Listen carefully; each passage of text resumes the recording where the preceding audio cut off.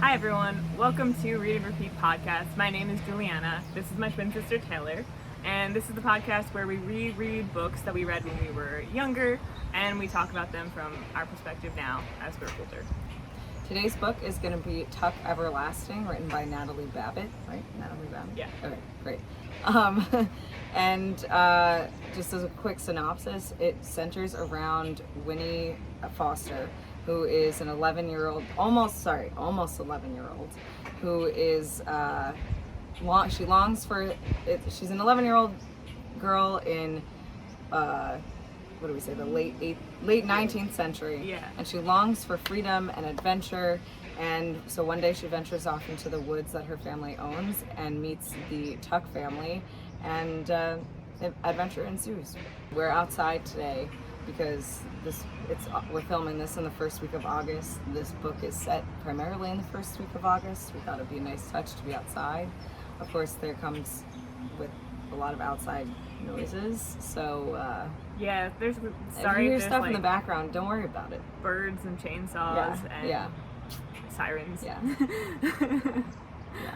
Thankfully, it is not as hot out right now as it is in the book, or as it was throughout the rest of July. Yeah, I think probably a lot of you out there have been dealing with the dog days of summer, as Winnie Foster is throughout most of this book, because global warming. Yeah, it's been great. It's wonderful. To all of us. It has. Okay, so I guess we'll get into what we normally do, which is like how we talk about our perspective on the book from what we remember when we were younger and like when we first read it, and then we'll switch to talking about now after having read it this time. Yeah.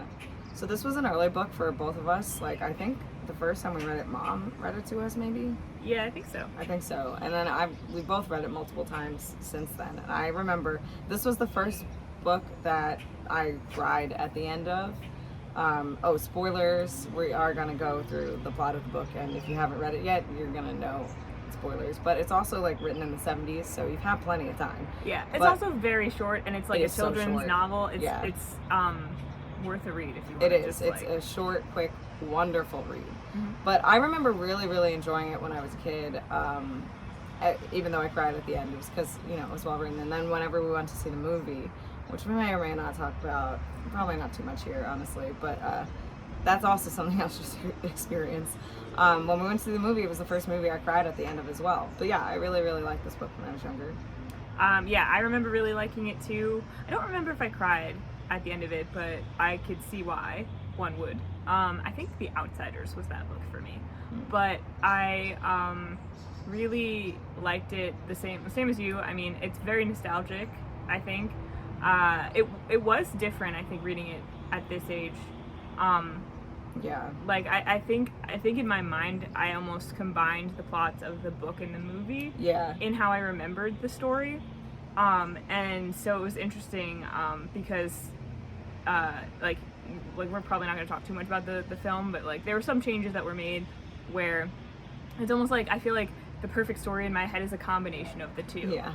Which is probably heavier on like the book, but like some of the additions in the movie that I liked. I mean, some I didn't, but that was like the story I had in my head. So then going back and rereading it and realizing what the story actually was originally was super interesting. Yeah. And then I also don't feel like I appreciated it that much when I was younger. Like, I mean, I really enjoyed it, but going back and reading it now, it's one of the most well-written books I think I've read. And it's just so enjoyable to read. I love all of the descriptions of pretty much everything. Like, it's great because she writes it from mostly the perspective of a child or third person omniscient. Yeah, like the whole thing is like third person, but it's a little bit omniscient. Right, at times. Yeah. And it's great because like you get everything from the perspective of a child, or most things from the perspective of a child, but you're also getting some really detailed descriptions of nature and like the interior of the houses and like all that, and it's just it's so great. It's the kind of writing that I wish I could do. The thing is, it's very simple. I think it's not even that the prose is like super flowery or complex. I mean, it is written as a book for children, but it deals with a lot of complex ideas. Yes, and simple writing can be really good and effective writing. Yeah. Like what is that? Strunk and White. elements of style. Omit needless words. Yeah. It's pretty good at that. And yes. And covering a lot in a very small, compact story. Exactly. So I loved rereading it for this. Full disclosure, read it twice because this is the second time we're attempting to film this video, months apart. So hopefully this one's a success. But yeah, it was great rereading it, for sure. Okay, so now let's get into the first line. Oh yeah, first line. Do a reading of that and talk about it. We could just read the whole book, which I would. Yeah, we'll just do a reading of the whole book for you guys. So this is from the prologue. Also, if you read the 40th anniversary edition, I do highly recommend reading the foreword by Natalie? No, by Gregory Maguire. I don't know. The way he writes about the book is just really, really nice. Oh, I don't think I read that. Yeah. Well, I got the 40th edition from the library, so 40th anniversary edition from the library. So, yeah. I recommend that. It's really enjoyable. It's a nice way to get, especially if you've read it before, but even if you haven't, it's a nice way to get into the book and get excited for it. All right. So this is the prologue. I'm going to read the first paragraph. The first week of August hangs at the very top of summer, the top of the livelong year, like the highest seat of a Ferris wheel when it pauses in its turning. The weeks that come before are only a climb from balmy spring, and those that follow a drop to the chill of autumn. But the first week of August is motionless and hot. It is curiously silent, too, with blank white dawns and glaring noons, and sunsets smeared with too much color. Often at night there is lightning, but it quivers all alone. There is no thunder, no relieving rain. These are strange and breathless days, the dog days, when people are led to do things they are sure to be sorry for after. What a great introduction. Yeah, I think that's one of the strongest introductions that we've read, of any of the books that we've read so far for this podcast. Yeah, because it really, it's got some serious imagery that is also alluding to the broader themes of the book, right away, but it's also just very well done. It's doing what it should do, which is introduce the book and the atmosphere of the book. Yes, definitely and the atmosphere and the scene even without necessarily being too direct or just telegraphing everything for you. Yeah. And so some of the imagery we get in there, so we we're introduced to the feeling of the setting, and a lot of people know what summer and a really hot summer feels like. A lot of people would be familiar with that sensation. Yeah. So it puts you in a sensory experience immediately, kind of. Mm-hmm. So you're kind of immersed right away. And then with that, the feeling of stillness, of a calm before the storm. The idea of the heat lightning without any rain or thunder. Yeah. The pause of a Ferris wheel at the top. Getting being stuck at the top of a Ferris wheel. This idea of everything's come to a halt. Everything feels like it's not going to continue. Everything is supposed to continue, but But then there's also anticipation of when the next shoe is gonna drop or something like that. It's that feeling in the air, all done through just nature imagery and seasonal imagery. Yeah, which is really good. Yeah. So it just makes you want to keep reading.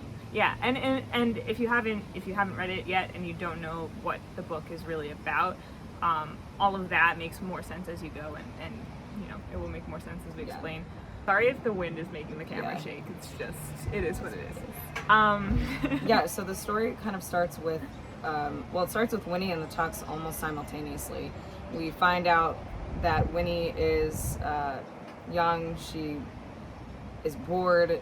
She's not really allowed to do a lot of things. She wants to get out. She befriends a toad, which is one of my favorite parts. Yeah, she befriends a toad. She's the only daughter of an upper class family who lives in a rural area, and this is meant to be late 19th century Adirondacks kind of area. I think that's what we're determined, yeah. So they're upper class, but there's also, it's not a huge town or city or anything yet. And their family kind of started the town, so they're the And before we even are introduced to them, we're introduced kind of to the area and the wood around them, and so Natalie Babbitt does a good job of describing their cottage from an outside perspective before we even know who lives there as a touch me not cottage, they own the wood in the area that no one goes through, and we kind of get the idea that they are maybe a little bit reclusive and stuck up, but also they're upper class, there's a sense of superiority around them. that accounts for that. And so we get the idea that Winnie is feeling a little stifled by her family, by being the only child and the only daughter, and having everyone's attention constantly on her. They want to make sure that she, you know, isn't out in the sun too long, and she comes in right away, and she just wants them to let her be for a little bit. And then while we're introduced to them, we're also introduced to May. Yeah, her name is May, but May, also Ma. May Tuck and Angus Tuck. Angus Tuck. And I think we find out right away when we're introduced to them that they are. Do we find out right away that they're immortal? I think it's kind of like implied right away, implied but right away, I don't know but if they don't outright state it right away. Yeah, but we see their life. And they wake up and she's getting ready to go meet her sons, and she's very excited because it's the first time they've both been home in 10 years, and it's something that they do every 10 years where her two sons come home. And she's too excited to wait another day for them, so she's going to go out and meet them halfway and then come back with them. And this is where we're introduced to the idea that, oh, these people are a little bit different. Because especially compared to Winnie and her family. Yeah. There is definitely like an aspect of class difference here. We get the sense, you know, Winnie's got her upper class family and their cottage, and they're secluded from other people. The Tucks also live a secluded life in a cabin, much more kind of like a poorer kind of family, but also secluded. And especially we know that they live very far away from the town, and we see from the initial discussion that May and Angus Tuck have with each other as she's getting ready to go meet her sons is he's kind of cautioning her about going near the town, and she's saying, oh, no one will remember me, I haven't been back there in like 50 years or something. And through these little hints in the conversation, we get the idea that these people have maybe been alive for a long time. Yeah. Maybe like longer than humanly possible. Yeah. And then so after that, things start to kind of move pretty quickly. We're introduced to the man in the yellow suit, and I'm going to try not to say the man in the yellow hat. Oh my god, I want to say the man in the yellow hat so bad. Yeah. But he's a man in a yellow suit who appears outside of Winnie's house one night, and she's outside catching fireflies. Actually, that night, the same night that we're introduced to her, she's outside catching fireflies, and he stops to talk to her, or he stops her to talk to her because he's looking for somebody. And her grandmother comes out, and her grandmother is, you know, prim and proper and like, you know, what do you want? Kind of go away, strange man. And he's thinking because her family's been around for a while. Well, she says forever. And so I think for a minute, maybe I'm wrong, but the implication is I think that he thinks that maybe this is the family. Yeah, I think for a minute he's like, oh, you mean like really forever? Like literally forever? Because he's looking for the immortal family. He's looking for the Tucks, but he doesn't know who they are or what they look like. But he's heard of them, he wants to find them. And so I think for a second, when Winnie says, my family's been here forever, he's like, have you now? Yeah. And we don't know this when we're first reading it, but going back, then you know. But so the grandmother's like, no, we don't know everybody. Like, can't really help you. And then they hear this music from a music box, which is, we know, the readers know is May's, because we heard her, we read about her putting it in her pocket. So everything that the Tucks own is pretty, like, low quality, not even low quality, but simple and not ornate. Yeah, not fancy. Yeah. Like useful. Yeah. But handmade. This is like the one like pretty expensive thing that she brings, and it says that she takes with her everywhere. So she brought it in, and we know that she's also traveling and through the wood, and they hear this music coming through the wood. And the grandmother's like, oh my god, I haven't heard this since I was young. It's the elves. It's the elves. And obviously.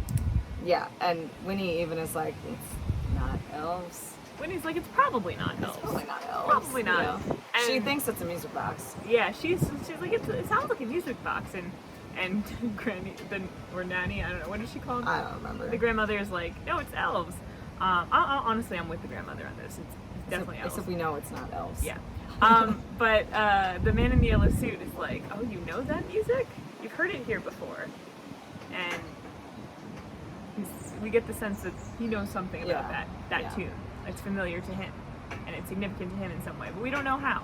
No. But we do get some sinister vibes around him, even though when he says he comes off as friendly enough, there's like a moment of imagery where she's reminded, like he's being friendly enough, but something about him also, and this is a weird piece of imagery, but reminds her of the ribbons that they hung on the door at, like, after her grandfather died, like funeral ribbons.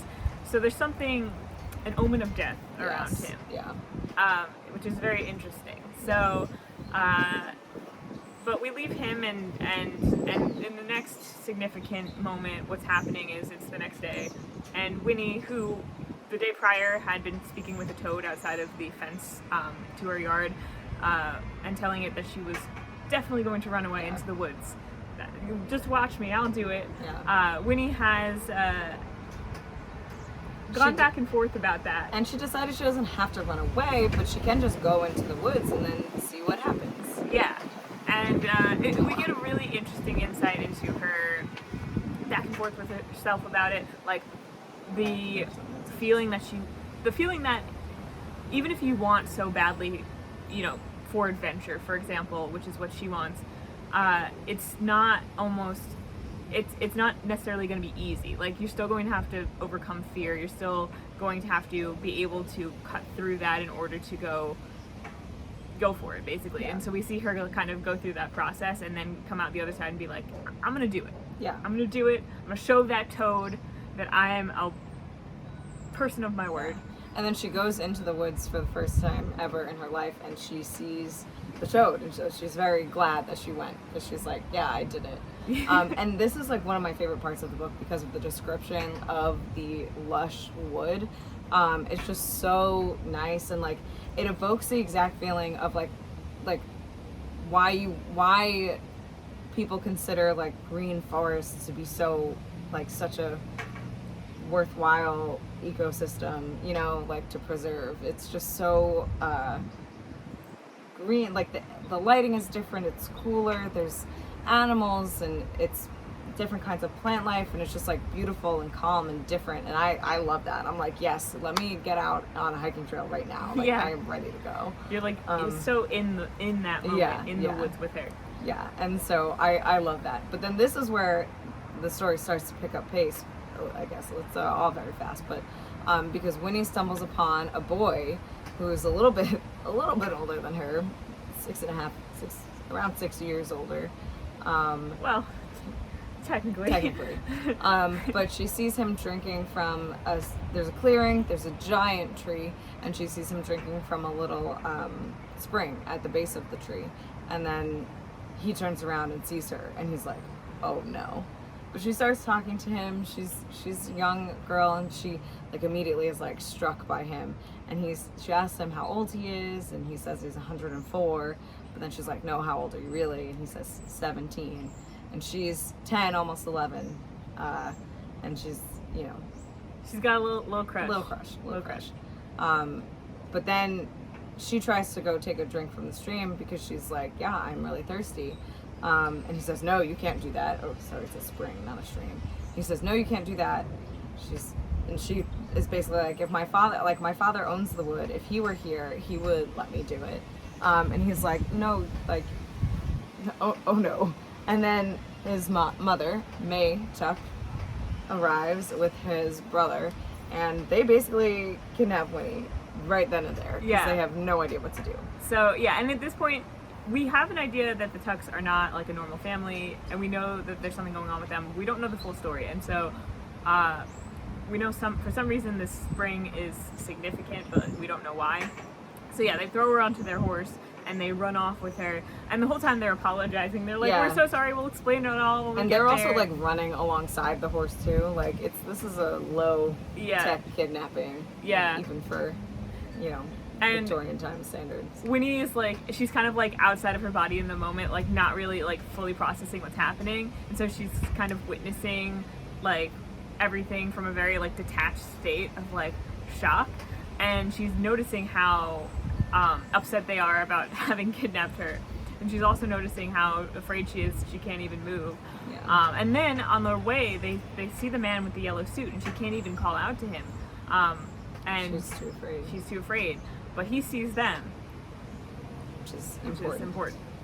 But eventually, after a while, they stop, and immediately you get the story of the Tucks, which is basically that, what is it, 87 years ago? Something like that, I think it was 87 years before. They were looking for a place to settle. They happened to go through the woods. They all drank from the stream except for the cat, from the spring. They all drank from the spring except for the cat, all of them, including the horse. They traveled on a little further, eventually settled down, built homes. Miles got married. Miles, the older brother. Jesse's the one that Winnie's got a crush on. Miles, the older brother, got, like 22, I think. Yeah, he got married and had 2 kids. And then 20 years go by, and people are like, this family's not aging. They realize that all of these things that should have killed them, like Jesse falling out of a tree, or the horse getting shot, and I think Tuck got bit by a rattlesnake. Yeah. All those things, none of that is killing them, and they also are not aging. And so Miles' wife leaves him and takes everyone's the kids. like, oh, yeah, it's this the devil. Is witchcraft. Witchcraft and devilry.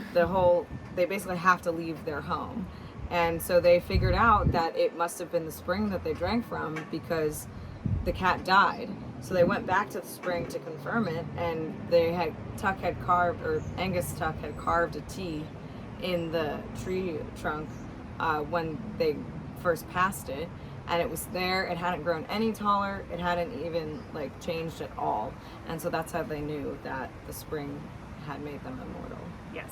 So basically, the Fountain of Youth is in Winnie's backyard. Yeah. So Winnie is like, this whole time, she's like, they're crazy, but are they? But they're crazy. And they're also nice. So am I scared? Like, I don't know. She's like, I like them, but I'm terrified. Yeah. And so their whole plan is to bring her back to the house to have Angus Tuck talk to her, because they don't really know what to do, but they're like, he'll know what to do. Yeah. And she notices also how she realizes it seems like it's the first time they've maybe ever told the story to anyone. They're tripping over each other to kind of tell her and get the bits of it right. And that's why, like, in spite of the situation she's in, she's very charmed by these people. Yeah. And intrigued by them. Yes. But yeah, so then through the rest of the trip back, she's a lot calmer, but she's still kind of like, I don't know what to even do with any of this. Yeah. And then we get back and we meet, she meets Angus Tuck, and he's simultaneously like, you know, obviously it's distressing because the thing is, the whole thing about it is they haven't fully explained to Winnie why they needed to kidnap her in light of her like knowledge of the spring, like why she can't tell anyone about it. And he's the one who's going to explain that, because he's got some very specific views and perspectives on it. So obviously, like, it's not a good thing that they have had to kidnap this child, but like they are all, and including Pa Tuck, they're all very happy and excited in a way to like have this talk to someone. Yeah, person here who's new and also just like not immortal and like growing. Like he's like, wow, it's the first time we've had a natural child around here in so long. So they're very excited to have her. Yeah, and so then when they get there, Angus Tuck takes her out on the out in a rowboat, because they've got like a little pond lake thing out behind their house. And so this is where the imagery of the wheel, like the Ferris wheel from the beginning, comes back, because he's explaining, you know, everything is supposed to go through a life cycle essentially. And so if you tell people about the spring, they're gonna get off the life cycle, and it's gonna screw everything up, and they're gonna get off the wheel. They're gonna get off the wheel, and it's gonna screw everything up. And he's trying to explain to her, and she's just a kid, but he's trying to explain to her, like, you can't tell people about this, because otherwise it's gonna be catastrophic for humanity. Yeah, and he's emphasizing, you know, he's emphasizing how everything is born and grows and lives and then dies. Everything, like everything around them, the bugs and the trees and the toads, fish, frogs, and also like that if he had the choice, he would get back on the wheel. Yeah, when we were first introduced to him back in the beginning, he was annoyed that May woke him up, because he's like, I was having a dream that we were all dead and in heaven. Yeah. So he's just like, he's full of malaise for this life. Yeah. He's like, I've lived long enough, man. Like, I'm done. Yeah. And it is interesting to see, and this is one of the big themes of the book, is like the idea of mortality versus immortality, and the idea of life being a cycle, and everything having an end, and it meaning to have an end, and how each of the Tucks kind of have a different way of dealing with their life, and so not all of them are quite as cynical about it in a sense as Pa Tuck is, but still it's this idea that they are all kind of stuck in a way, and it's that feeling, like, again, going back to that stagnation, that the August heat, that, you know, that feeling of anticipation before something tips over the edge. It's like they're just stuck in that forever. Yeah. So after that, she goes back to the house and they have dinner of flapjacks, and which sounds like a lot of fun. I want to know the difference between a flapjack and a pancake, but I'm not really sure. Are they the same thing? I think there might be a difference, but I don't know. Let us know in the comments, all you many viewers. What's the difference between a flapjack and a pancake? Flapjacks and pancakes. I can't even say it. And she's like very taken at how quiet they are during the meal. Like, the meal is the focus, how informal it is. She's allowed to lick the syrup off her fingers. But this is also because of the quiet. This is when she starts to get scared and afraid and a little angry again, where she's like, hey, I don't want to be kidnapped. Like, I want to be home. Yeah, it's so interesting to watch her go back and forth between those states, because that's kind of, you know, it sounds obvious when I say it, but that's how life is, you know? You don't always feel the same about the situation you're in. You can be in the same situation you were like 5 minutes ago and feel differently about it. And I just feel like the book just does that justice. Like, it goes through that process so naturally. Yeah. I just feel like I don't always see that. I don't always see that. It does feel very natural. Like, everything about the way that Natalie Babbitt describes the way Winnie as a child looks at and thinks about the world, like, feels normal and natural, and like all of it makes sense. Mm-hmm. And so it's nice. Like, it's really, that helps you keep you in it too, because like you're never taken out of it by like, this isn't realistic, even though you're reading a story about immortal people. Like, none of it is unrealistic. Yeah, I think. Coming to the end of the day, actually something else does happen though. The boys notice that their horse has gone missing. Yeah. And so if you remember, the man in the yellow suit saw them. We also were informed that he heard their whole conversation. Like, he snuck up on them when they were telling Winnie. Yeah. He followed them and heard their whole story. So we can gather that he also followed them, probably to their house, and stole their horse, because he learned that the horse is also immortal. So that's not stated in this moment, but you can infer it pretty easily. Well, also, I think he didn't just want it because it was immortal. I think he wanted it so he could get back quicker, so he could get to, and I'll just tell this part first, because it doesn't matter.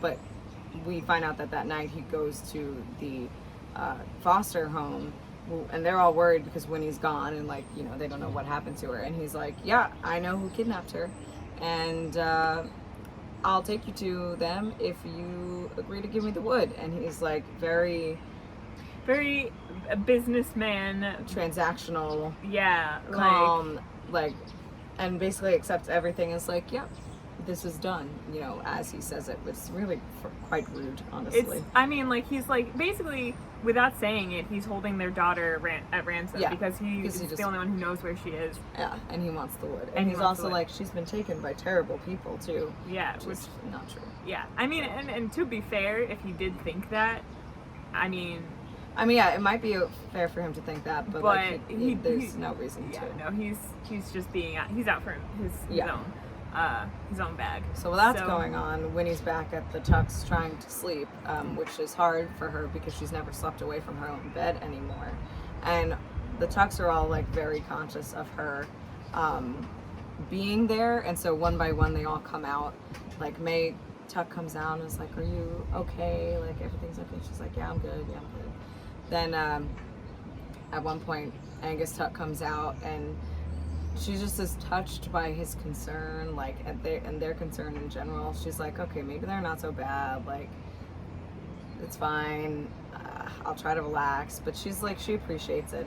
And then Jessie comes down, and this time she sits up, and she's like, oh my God.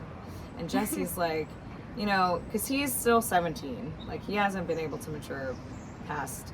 And Juliana was talking about, like, you were saying, there's, like, everyone views it differently. Like, Angus Tuck is just, like, sad and wants to get off the wheel but can't. Miles is sad but resigned to it. Like, he's just doing his thing. He lost his family, and we know that that's like a hard thing for him, but he's also just like, I can't do anything about it. But he does want to do something with his life. He's like, yeah, he wants to like do more than just like get by and like exist, but he isn't sure what to do. But we learn that like a little bit later. And then May is like, she's resigned, but in like a much more like accepting, like, she's very present in her life. She's just like this day is to what day, it is, and we're gonna she's just living. Exactly. But Jessie's the one who's like, this is an opportunity. We can have adventures. And he says to Winnie, like, they don't really understand, but you know, you're almost my age. Like, when you're 17, like, you can drink from the spring, and you know, we can travel all over the world. We could even get married. And you know, he just says that like it's not weird in the way that you would think it would be, where a 17-year-old is suggesting. He's just like, this is an opportunity for me to like have some sort of life with somebody else. Yeah. Because it could totally be uncomfortable in the sense that like, yeah, this is a 17-year-old talking to like an 11-year-old or almost 11-year-old. Yeah. And I'm the first person to be like, I don't like that. Like, except when you read it, it's like he's just spitballing ideas of like, there's things that we could do with our lives, like, you know. And plus, also in those times, if a man and a woman were to travel together, like, this was the late 1800s, so it would be naturally assumed that they would be married, probably in a lot of places. But yeah, so to me, I don't think it comes across like super creepy, like either. Although it could totally get into that. The book took that one line and Winnie's crush and turned. I mean, the movie took that one line and Winnie's crush on Jessie and turned it into a whole romance, which to be fair, in the movie she's aged up to be like 16 or 15. 15, I think. Which is fine. But yeah, it's just like something it's not a huge part of the book, and like Winnie obviously has like a little crush on him. But I don't know that it's necessarily that from his side. It's more like, like Taylor said, like the opportunity of having someone else who understands and who wants to adventure with him, the prospect of like the future. Yeah, like, this is just something else that we could do. So yeah, he brings up that suggestion of like, well, you know, like in 6 years, like the woods are in your backyard. You can drink the water anytime you want, but like, you know, and then find us. So Winnie is a little bit struck by this proposal, and she's not sure. You know, she really listened to. Actually, I think her bond probably at the end of all this with the Tucks is probably strongest with Pa. It is, but I personally think it should be with Miles. But talk about that. Okay. Yeah. But she seems to have really started to internalize like Pa Tuck's perspective on on life and like the water and like thinking about her own mortality. So she's kind of still taking all that in, and she's thinking, you know, I'm not sure what I would do. I'm not sure.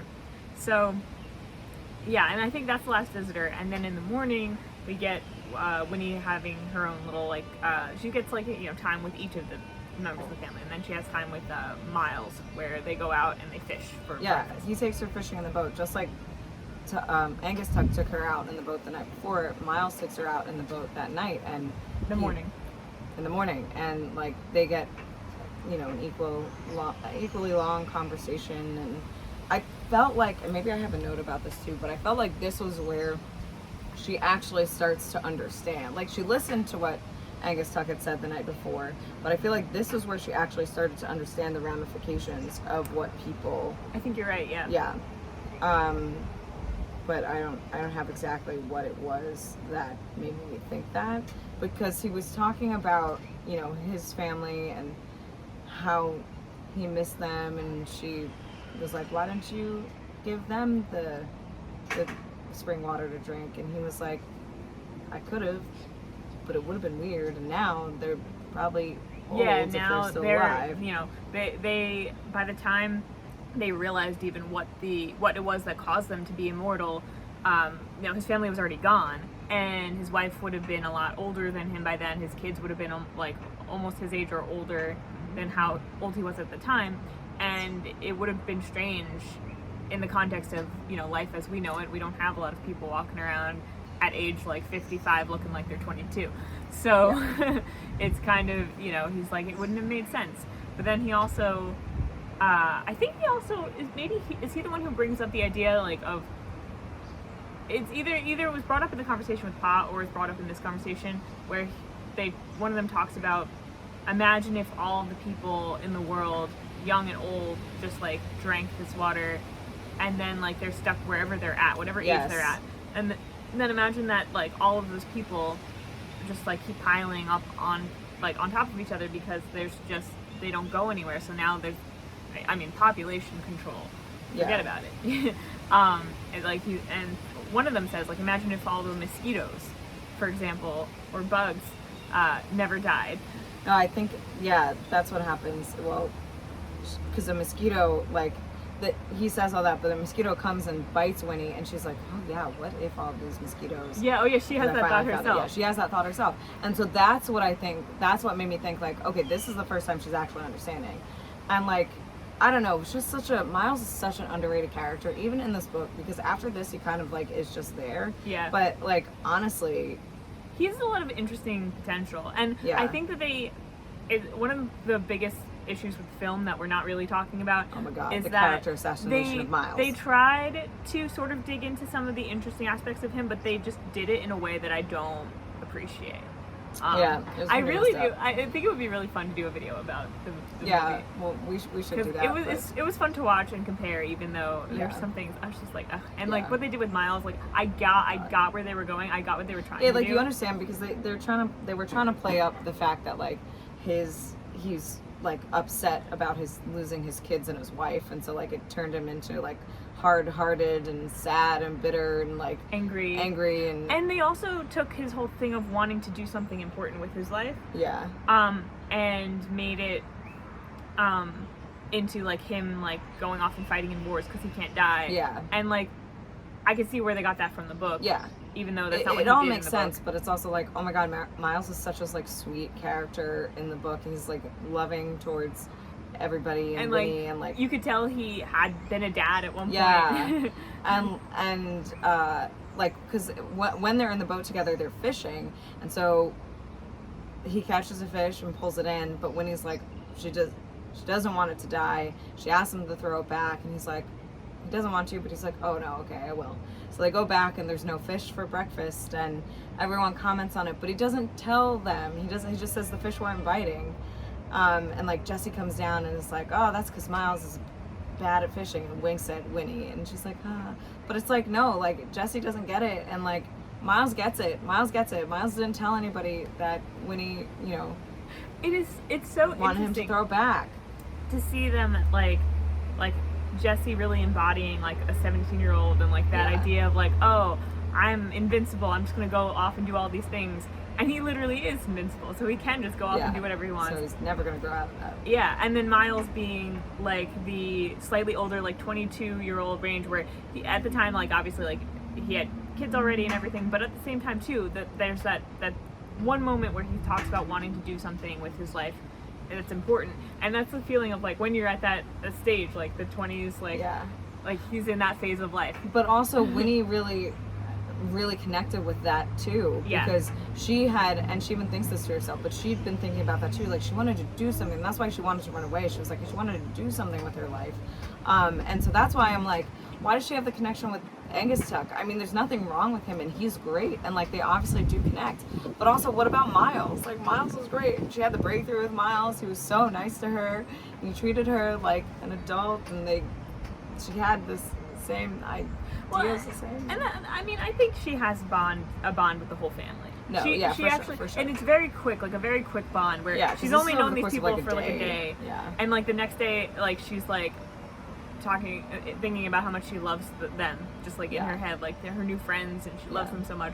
And even if they're crazy, like, because she's still not 100% sure if their story is true. Yeah. But at the same time, she's like, like she goes through that cycle of, oh, they're crazy, and then she's like, oh, but maybe they're not. Yeah. And then it's like, oh, even if they are, like, I love them so much. Yeah. But it's finally cemented to her, or in her brain, that it might be actually real because that morning over breakfast, the man in the yellow suit comes back, and is because the foster family gave him, or the foster, yeah, that's funny, the fosters, they gave him the wood, and so he got the constable out of bed, and they started the ride there, but he went ahead because he just didn't want to talk to the constable. And so he enters the cabin, and he's like, yeah, I know who you all are.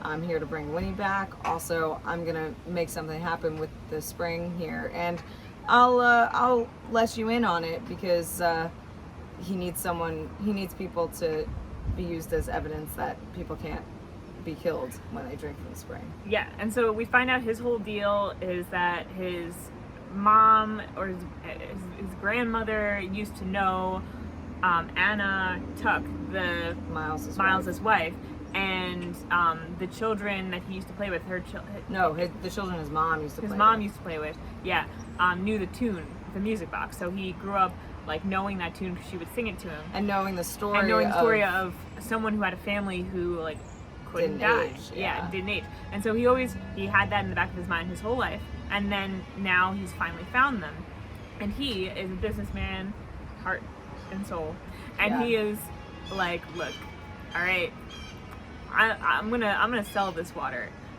but not just to anyone, but only to people who deserve it, aka people who are gonna pay the most. Yeah, and there is a hint, and it's not like outright stated really, but there's the hint of classism, of this guy basically implying that the Tucks don't deserve to have the immortality that they have. Meanwhile, they're like, take it from us, we don't freaking want it. Yeah. And this idea that, of course, it's like the wealthy people who deserve to have it. And so there's the themes in there of like the idea of like capitalism kind of coming into play, and elitism and classism, and how that is, I mean, if the Fountain of Youth was discovered, some businessman would definitely do that. Yeah. And the Tucks are like, no, this is horrifying. We don't want to participate. Don't do that. And he's like, well, I'm taking Winnie, and I'll use her. People love children, so like basically implying his plan is to have her drink from the spring and then like show people that she can't die. So they're like, no.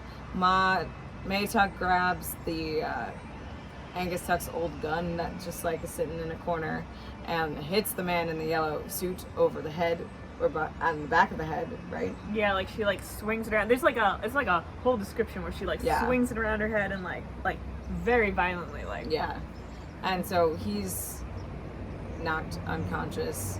He eventually, just as the constable arrives. Yeah, so he sees that, and the constable's like, oh, we got a new gallows, like he's super so excited ready about the to jail, use it. And so he's like, well, if that guy dies, you're gonna hang for it. And he's like, also, you kidnapped this child. And Winnie, I love this. I was like, I'm so glad she was like, no, like they didn't kidnap me. I went with them because I wanted to. They're my friends. And so no one's charged for kidnapping, which is great. I was like, yes, go Winnie. Glad you said something, because it shows character growth. The day before, she'd been too afraid in a frightening situation to say anything, but this time she was like, I have to protect my friends. Yes, and she's the significance of everything that's happening has really sunk in at this moment. She's finally understanding, and she's having really like mature thoughts, and she's realized like about this whole thing, and she's realizing, and she has this moment when the constable's taking her and May Tuck away because they're gonna, he's gonna throw her in jail and bring Winnie back to her parents. Yeah. And she has this moment where she turns back to the Tucks and she looks at them and she's like, it's gonna be okay. And she's like, and it's something that she says, she thinks in her mind, it's something that she's been told before, but never something she's had cause to say to someone else. And so she's taking that. It's a big moment for her. It's like a maturity, like I'm the one telling you it's gonna be okay. Yeah. And she also talks, she had thought earlier about how she kind of sees the Tucks as almost like children in a way, in like, and it could be seen as condescending, it could be seen as a little classist, but it comes across more as her being charmed by their like sincerity, and their authenticity, and this feeling of like connecting with that. and this feeling like she wants to help them and take care of them and like be there for them. Yeah. So so then she gets back home, and her family's like, you know, they were super worried about her. They're like, what, you went willingly? Like, they're very confused. They also just... It's interesting. We don't get to see too much of the family as individuals. And no, they're we just know this described from, as like Winnie's... a unit, except for her grandmother. Yeah. We just know this mostly from Winnie's thoughts, like, after she gets home, is that they were worried. But then they kind of leave her alone in a way that they didn't hover in the way that they even used to. They're like, oh, something is different, and we're gonna let her be. Yeah, and she's having this realization that this is the first time she's had an experience that none of the rest of her family has had. Yeah. And it was both lonely and like thrilling. Yeah. So then the next day she's back out in the front of the house, and Jesse shows up, and it's one of those really, really hot, horrible August days. But he's like, hey, you know, I really kind of came to say goodbye because we're going to try to break May out, and because she can't hang. Winnie had realized, yeah, like, Winnie she realized can't this hang. too. Like, if she goes to hang for the death of the man in the yellow, because he did die, by the way. The man in the yellow suit did die. Yeah, he died. He survived for a little bit, and no one's sad. Her family is like, oh, well, I guess we get to keep the woods. Which is not how property rights work. If they actually legally gave him the deed, then it goes to whoever his heirs are. So that's not how that works. But was this true back in... This was probably true back then as well. But that's fine. I'll let it slide. If no one else knew about the deed and they didn't have a lawyer or people involved and it wasn't like registered, maybe there's no record of it, then it's fine and they can just possess it by adverse possession again and no one will challenge their claim. I don't know, but it depends on the rules of adverse possession in that jurisdiction. Lawyer. Anyway, I lost my train of thought. I think we were talking about how Jesse came to say... Yeah, Jesse came to say goodbye, and because the man in the yellow suit died, and they're gonna try to break May out of jail because she cannot hang, because that will expose the fact that they can't die to everybody. So Miles is good at carpentry, so he's gonna like pull the window off the jail and get her out. And Winnie comes up with this idea all on her own, like, oh, I can help you because I can go in the jail cell so the constable doesn't know right away that May is gone. Like, you'll have until morning to get away. Like, you'll have until morning head start. Yeah, she's like, I'll wrap myself up in blankets. He won't know it's me. Yeah, and Jess like, yeah, okay. If anyone else had come to visit her, they'd be like, no, you can't do that. But like, he's like, yeah, sure. He also gives her a little bottle of water from the spring, and he says that when she turns 17, no matter where she is in the world, if she's not by the woods, she can drink it, and then she can come find him, and they can have adventures together. So she takes the bottle, and they make a plan to meet up back outside at midnight. And so Winnie just has to spend the rest of the day waiting, which is excruciating, especially in the summer heat. Like, talk about anticipation. Yeah. This is the day of anticipation. And there's like even that heat lightning and stuff too. Yeah. But then it's also gearing up to finally rain. Mm-hmm. So there's a lot going on in the atmosphere. But her family doesn't know anything about it. Like, it's very chill for them, except not chill at all because it's so hot. She even makes a note of how like her mother and grandmother are like not sitting up prim and proper. They're kind of just like they're too hot to like be all all buttoned up. Yeah. So she's kind of left alone again just to wait, and she does sneak out at midnight. She goes to the jail. The plan goes accordingly. It starts to actually thunder and rain, so Miles is able to like pull off the stuff when there's a big crack of thunder, so that way like no one is alerted to it. May comes out. Winnie goes in.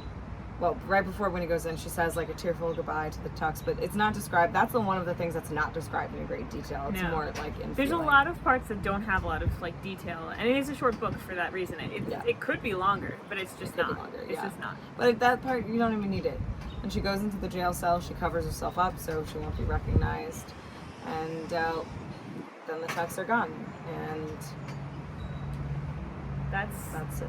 Really it. I mean, we get more of Winnie now thinking and reflecting on being discovered in the jail cell and then explaining again to her family what happened and them being just kind of baffled by it, but also being on her side, basically. Yeah. In terms like, of when she said like they're my friends and like I wanted to help them, they're like, okay. Yeah, and when you having this new feeling of like hope in terms of I've done something important with my life. You know, I wanted to do something important. And I've done something important. I prevented a horrible thing from happening in multiple ways. Yeah. And she feels really good about that. And she's like, now the neighborhood kids find her more interesting, and she's looking forward to school again.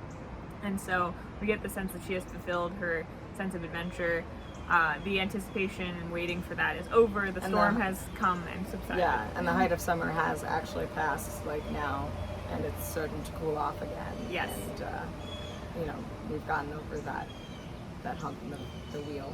Yes. So then we just have basically the epilogue. Yeah, the epilogue, which is the part that makes me cry, because I forget how long they say it is, but by the time May and Angus Tuck get back into the town of Tree Gap, by the way, the town's name is Tree Gap. Which is such a nice little name. I like that.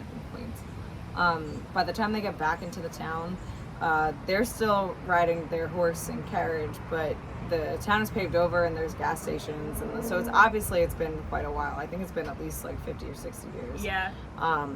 And so, but I think it's like country area enough where like people will laugh at the horse and buggy, but like not be so like confused by it. Yeah.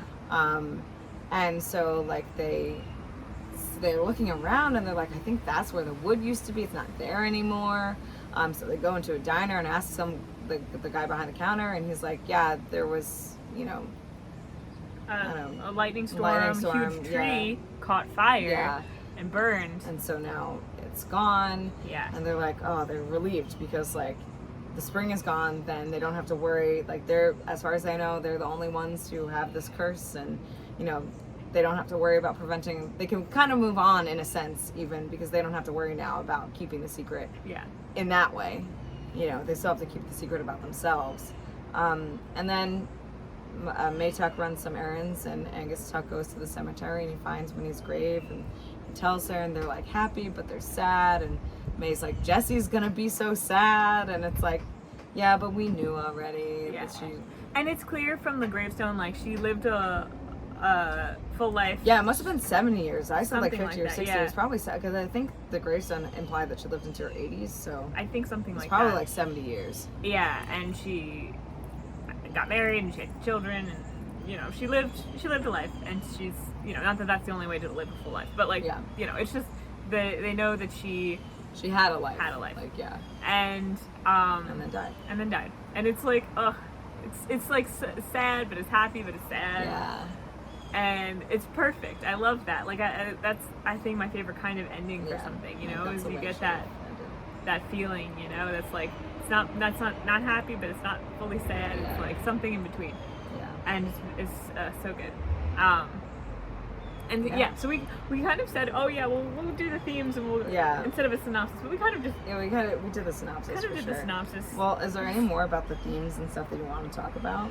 I feel like we really talked about a lot of it as we went. Yeah, I mean, a lot of it was like the idea of immortality and the wheel and life cycles. I mean, that's constant throughout the book. Ooh, we could talk more about the toad, though. Oh yeah, the toad. So we forgot about the to toad. mention. Well, we mentioned that the toad exists, but we forgot to mention at the end.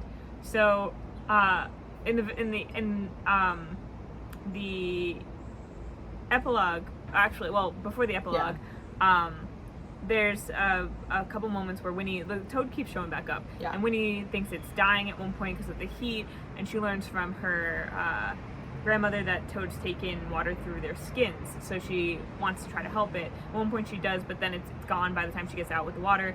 But remember, later on, Jesse had given her that vial of water, the spring water, and so at a certain point the toad's back and she thinks it might be dying, and actually a dog almost attacks it at one point. Yeah, a dog attacks it, so she picks it up and she grabs it and brings it into the fence. She's so distressed by the idea that it might die, she grabs her vial of water from Jesse and she pours it over the toad, and then it hops away. So we're like, interesting. Immortal toad. The other thing I like about that scene too, separate from what you just talked about, was like when she picks up the toad, she brings it in and then immediately drops it because she's disgusted, because like her whole life she's been probably told like don't pick up toads, they're gross. And then she like thinks about it for a second and she's like, well, that didn't feel like slimy or gross, it was fine.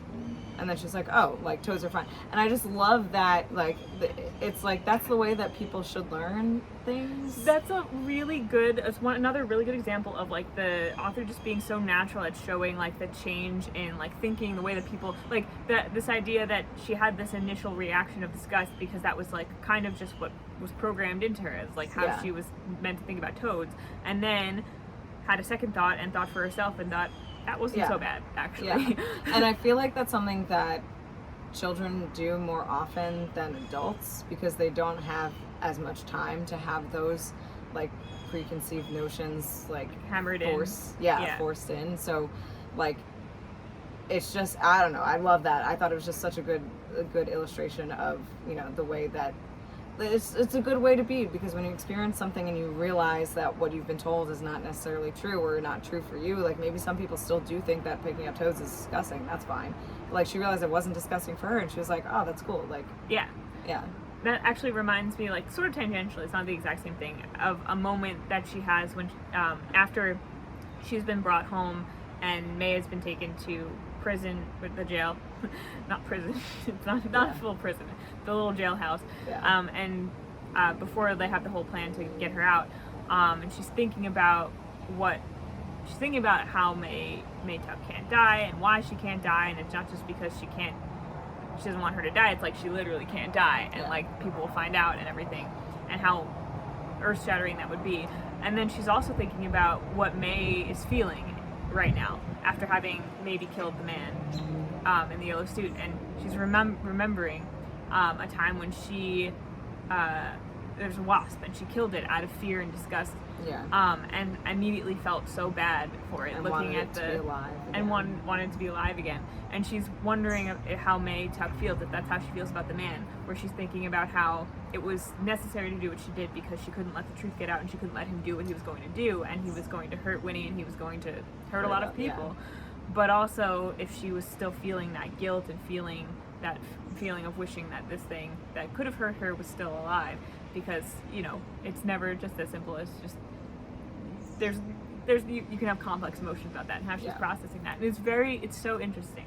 And it's so nice to have a book that that really that incorporates the complexity that children have, you know, even if children can't communicate all of their internal, and even adults, even people can't always communicate their internal experiences outwardly in a way that other people understand, it doesn't mean it's not taking place in there. And I would say this is like similar, I think, to Lily's Ghosts, in that I think it does a good job of portraying, like Lily's Ghost is obviously a little bit older, not that much older, but also older in the sense of like it's a different time. You mean older, like Lily is older? Lily is older, Yeah, because the book Lily's Ghost is a lot newer. Oh yeah, Lily's Ghost is newer. Comparatively, But, you know, it shows, it does a good job at showing the emotions and thoughts of a child, like, and depicting it in a honest and, like, not judgmental way, like, and like, I don't know, it's just, there's definitely a reason why this is a great book for children, because it's not talking down to them in any way. No. But it's also very real, probably, about, like, the way their thought process works. Yeah.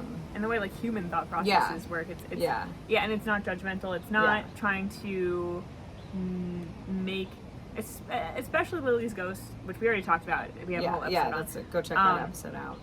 But it's just, it's not telling us how to feel about the way that the character feels. It's just bringing us through their experience. Yeah, exactly. And it's really well written, and I love it. Yeah. Any other thoughts?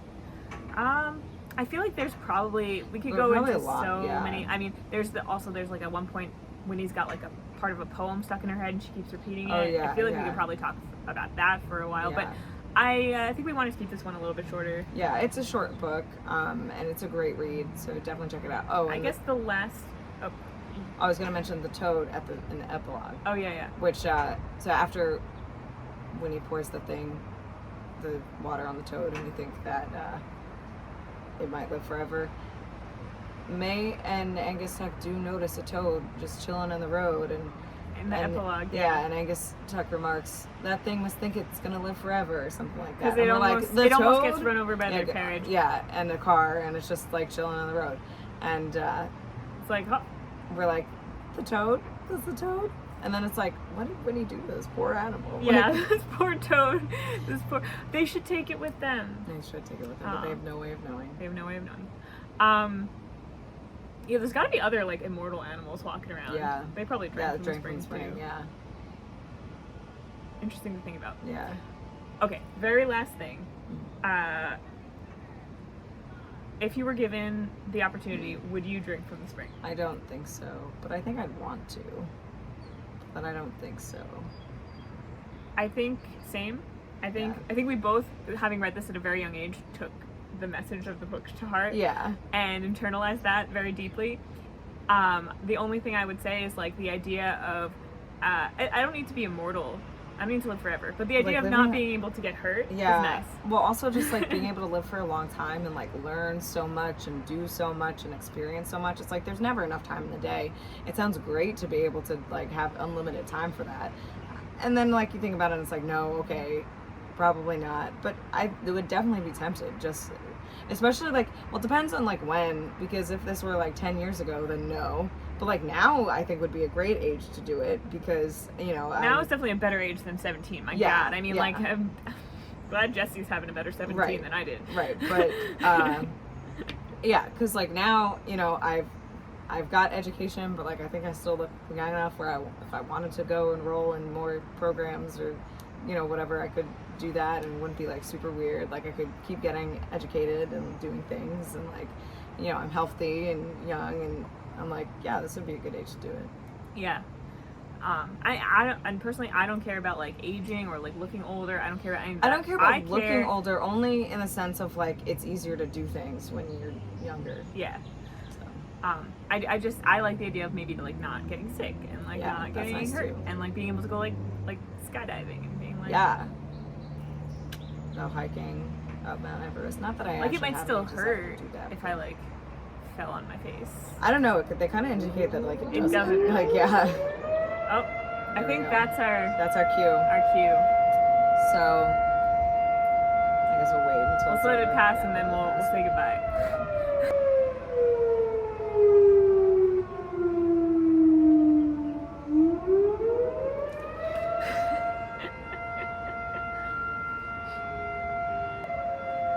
Does this happen in California too? No, Michael thinks it's really weird. Yeah.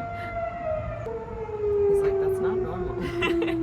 If we left this in the video, comment if you have sirens like this in your area. Yeah. It's happened by you.